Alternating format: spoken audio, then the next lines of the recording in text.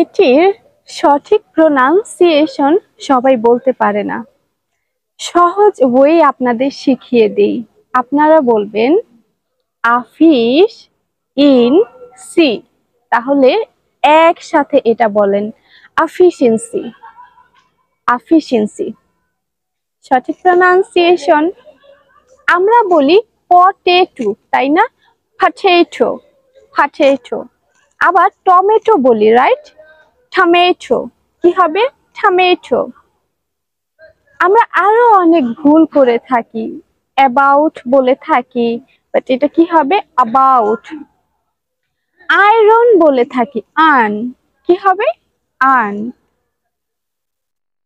Problem, problem. Come again, problem.